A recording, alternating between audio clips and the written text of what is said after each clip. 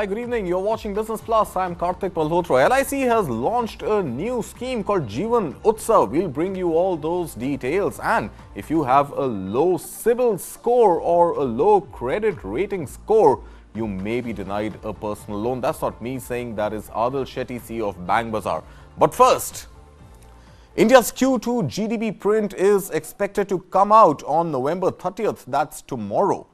While most analysts as well as the Reserve Bank of India are expecting the growth to slow down sequentially from Q1's fairly surprising 7.8%, a yearly growth of between 6.5 to 7% for Q2 is likely, as per economists and analysts. RBI Governor Shaktikanta Das had also said that there could be a surprise on the upside, even as the central bank kept its forecast at a lower 6.5%, both for the quarter ended September as well as for the full financial year. Here is how different agencies and analysts are expecting the data to reflect. RBI stays firm at 6.5%, while ICRA is projecting 7% in line with SBI research. Barclays and Nirmal Bang, however, staying in the middle lane at 6.8% for Q2. Joining me on this broadcast is Teresa John, lead economist and deputy head of research at Nirmal Bang. Teresa, thank you so much for joining us this evening, a day ahead of Q2 print to come out, a report card, so to speak, of India's growth in the July to September quarter. How are you seeing the numbers, and why 6.8 when there are agencies who are looking at a higher 7% and also the RBI looking at a lower 6.5%? Right. So we are expecting the growth to be slightly higher than the RBI's original estimate. So even we were around 6.4, 6.5, but we have actually revised up the numbers a little bit to 6.8% based on the high frequency indicators. Could there be an upside surprise that could come maybe from manufacturing, maybe from services like financial services did very well last quarter. Even this quarter, the trends have broadly held up. So potentially there could be some upside surprise, but I think we've been more neutral and gone with the 6.8%. But I think the main drag is coming from agriculture, although that's only about 15 to 16% of GDP. There's a sharp slowdown in agriculture, mainly because the Kharif crop is expected to be impacted by the unseasonal rainfall that we had, or the erratic monsoon that we had. Teresa, also take us through what you're expecting outside of agriculture, where specifically when we are talking about manufacturing exclusive of construction, and in that, or rather industry exclusive of construction, that is a segment where we have seen the tapering down impact, and that is something that you have also mentioned, not just for this year, but when you compare the actual print for last year versus your annual projection for FY25 as well as for 26, you're seeing industry sort of not really or services including construction not really living up to expectations. So industry in FY23, there was some sluggishness, mainly because of the high commodity prices that we saw. So over the past 2 quarters, as in the second quarter, FY24 and first quarter, we are expecting some recovery. First quarter, we saw some recovery, but not to the extent that was expected. So we are expecting some improvement in industry, excluding construction. That's mainly coming from the fact that the raw material prices have come off, and so that is supporting all the revenue growth. So most of the companies has been muted. Profitability is high mainly because of the decline in commodity prices that we have seen. Okay. So that's what is supporting industry. In services, the slowdown is, we had a strong post-COVID recovery in sectors like, trade, hotel, transport, and communication after the lockdowns. That is tapering off to some extent, but they will still continue to do well, but coming off on a high base. Okay, Teresa, take us through your medium to long-term view on India. The medium term is specifically in the context of very, very volatile oil prices. Then, of course, the dollar index also reaching new highs, always been, above $100 or so, the index 100 points or so. And then add to that, of course, you have a two-front war on in the world. You don't know when those wars are going to end, and overall the slowdown in demand from the US and in China, all sort of also playing spoiled sport, so to speak, for India's export story. So medium term, what is your horizon really looking like?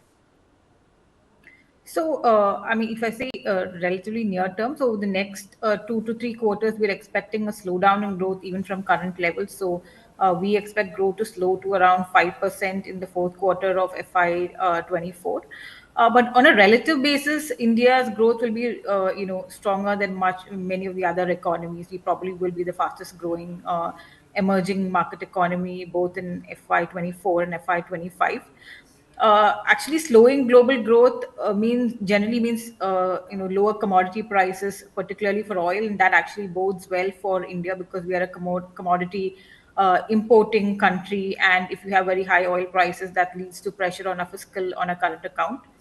So if oil prices remain relatively benign, at least trade in the 75 to 85 range, I think that is good for India.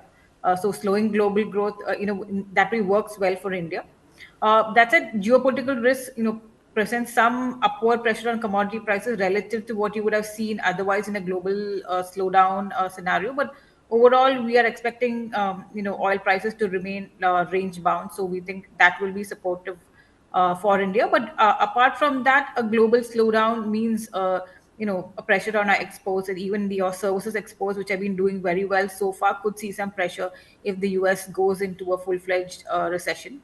So I think India will not be immune to the global slowdown, but relatively resilient when compared to most of the other emerging market economies. Okay, since you mentioned US and the likelihood or the probability at least of US going into recession, what are your estimates suggesting right now? Are we really looking at a soft landing, or is the soft landing going to be elusive? Because there were talks of recession, there were talks of no recession, a soft landing, and now there are talks of no soft landing and back to recession. How are you looking at the US story playing out?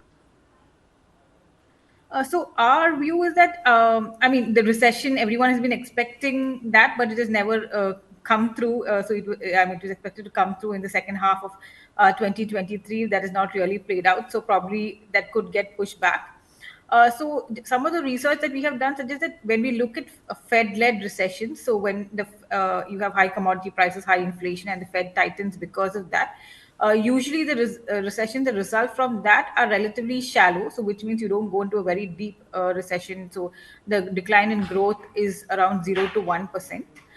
So our base case is that you probably could have a recession, but it'll be a relatively shallow and a short-lived recession. So more inclined towards the not a complete soft landing, but Not a very definitely not hard a hard landing as well. landing. Yeah, right, yeah. Right. So let's come back to India. You gave your, your projections, your estimates for the next 2 quarters, 3 quarters or so. But a slightly longer term view, if you were to look at it, there are multiple reports emerging, and there are global brokerages and there are global ratings agencies all coming out with their own estimates. And of course, the Indian government itself has its own targeted, projected, ambitions, which started with a $5 trillion economy. Now reports coming in of 7 trillion. In fact, just this morning or last evening rather, CLSA has come out with its own projection saying that by 2052, 5 years after India completes 100 years of independence, or in India as we are referring to the Amrit Kal, India would actually be the largest economy of the world at $45 trillion.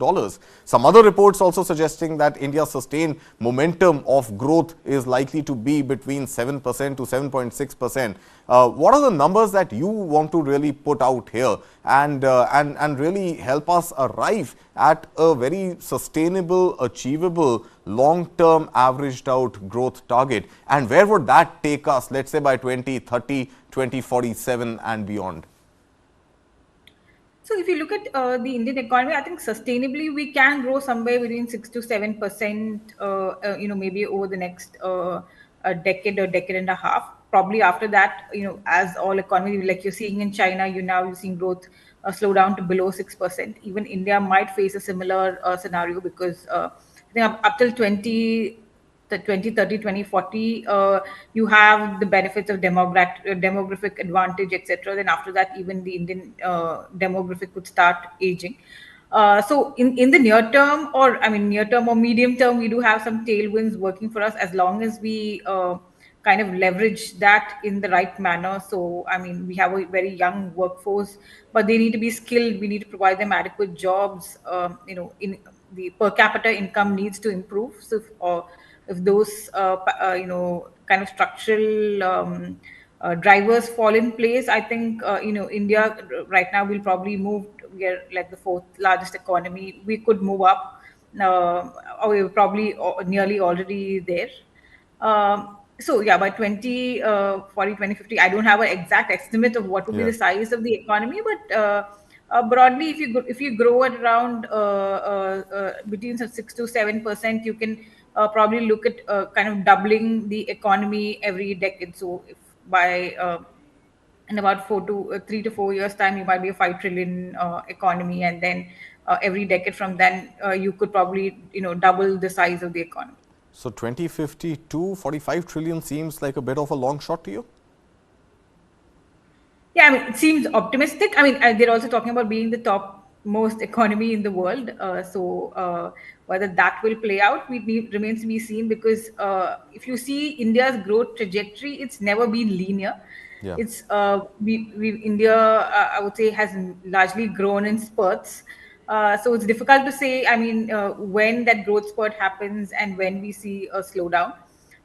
Right now, things seem to be working well, from a macro perspective as well. But per capita incomes definitely need to move up for us, to become the developed economy status. So we still just over $2,000 per Right. capita income. So I mean, right now we're seeing a scenario where we are actually have a K-shaped recovery, where the top half, or maybe the top 10% is doing very well, but Yeah.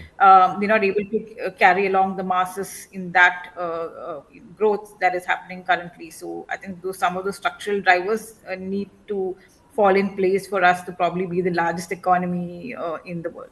All right, well, those structural reforms, says Teresa John, lead economist and deputy head of research at Nirmal Bang. Teresa, thank you so much for joining us this evening. Thank you.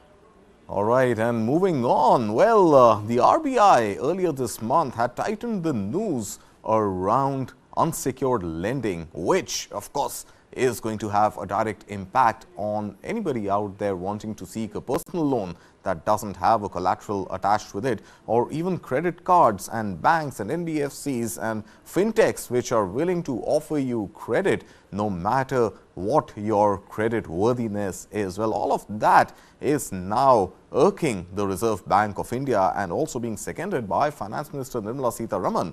And RBI has recently taken that initiative of increasing the risk weight on unsecured lending. Well, joining us this evening is Adhil Shetty, CEO of Bank Bazaar, to help us understand and make sense of what is really going on here. Hi, Adhil. Thank you so much for joining us. Let me go straight into what has really happened. RBI has increased risk weights on unsecured loans. Are unsecured loans indeed such a big concern on the books of banks as you see it? When the RBI made this change, what they called out is that unsecured loans are growing faster than the overall credit market. So if we look at the last couple of years, unsecured loans are growing at a 24% compounded growth rate, while the entire market is growing, closer to that high teen rate. So the RBI is not called out saying that we've seen higher losses. We've not seen higher losses in any of the reports that are coming out. But, a good time to start building prudence and risk management when things are still good. So this is almost like a early prudent measure to ensure that losses don't build up in unsecured loans, that the RBI is doing it when things are still going good. And broadly, they're saying all sectors, all subsectors in credit should grow at the same pace. So a rule of thumb is credit should grow at 3x of GDP. So if GDP grows at 6.5%, retail credit should grow at 19.5%. So we might see a reduction from that 24% closer to 19%. All right. So, Adhil, help us break it down even further. What is the impact really on the end consumers? What is really going to happen now? Will personal loans get more expensive, or are personal loans going to be harder to get in the first place?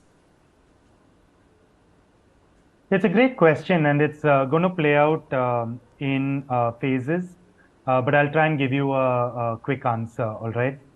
So essentially what's going to happen is, because the banks have to set aside more capital, the cost of funds or cost of capital in doing business is going to increase. So we estimate that on the credit card side, the cost of funds is going to increase anywhere between 0.2% to 0.4%.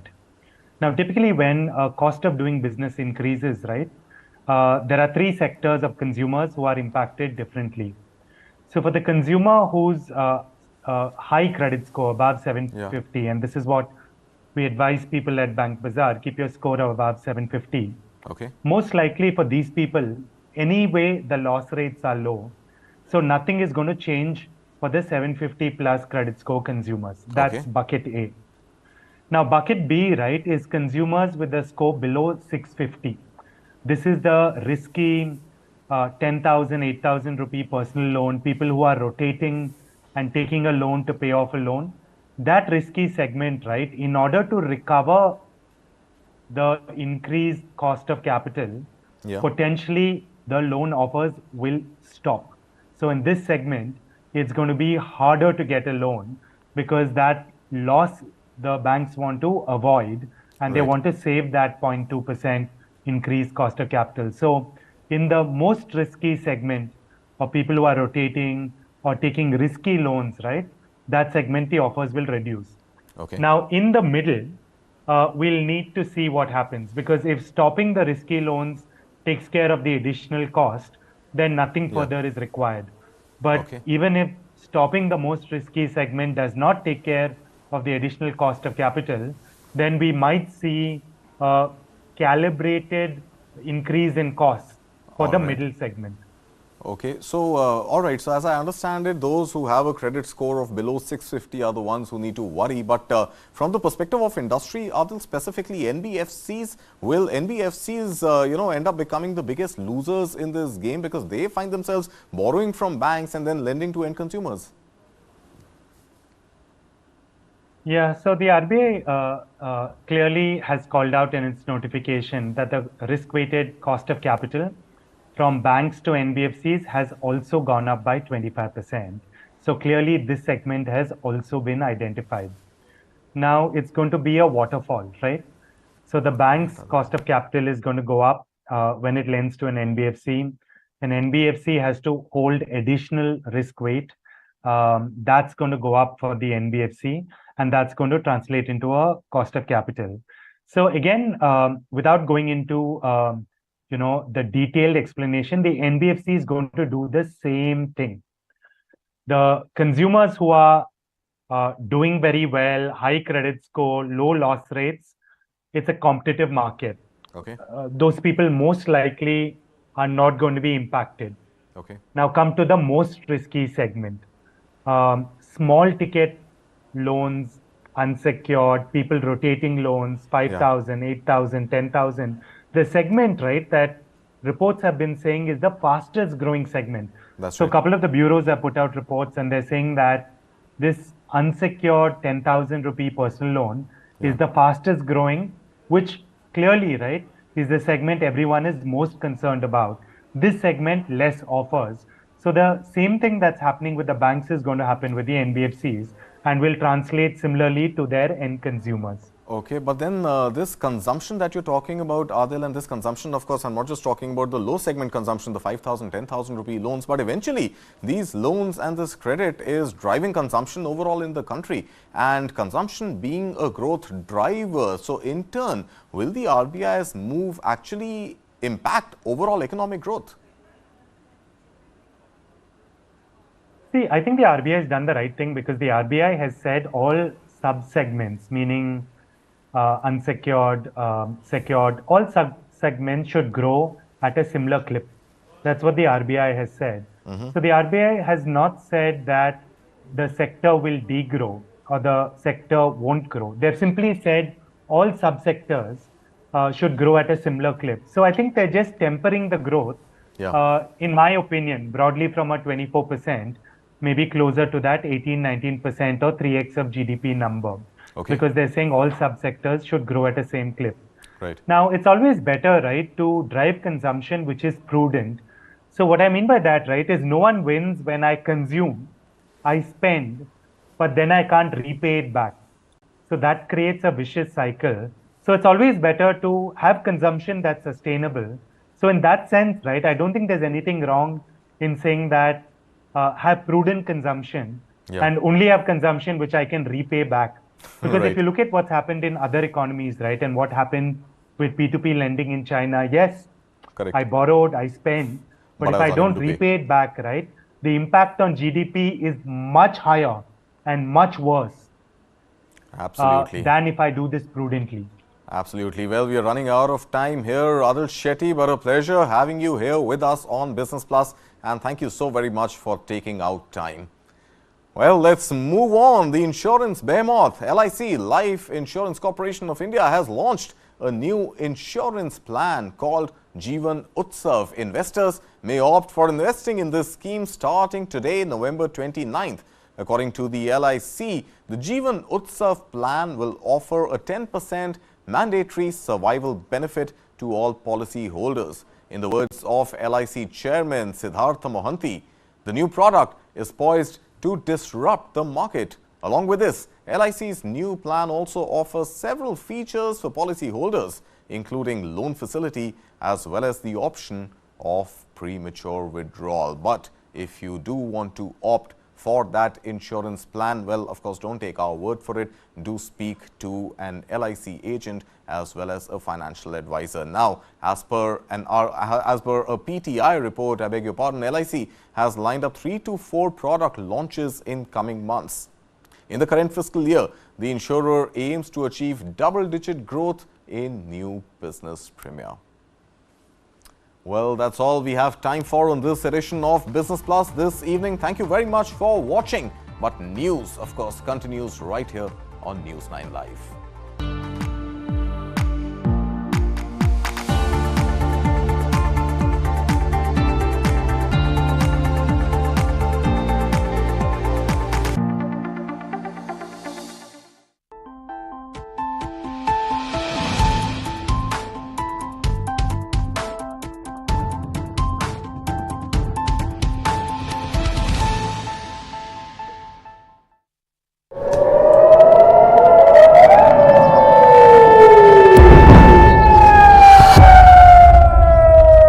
Hamas attacks Israel.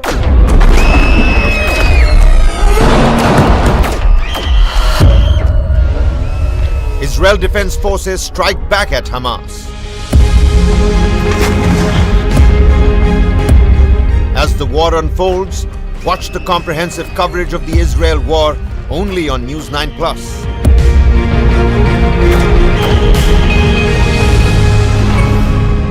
To watch the full story, download the app now.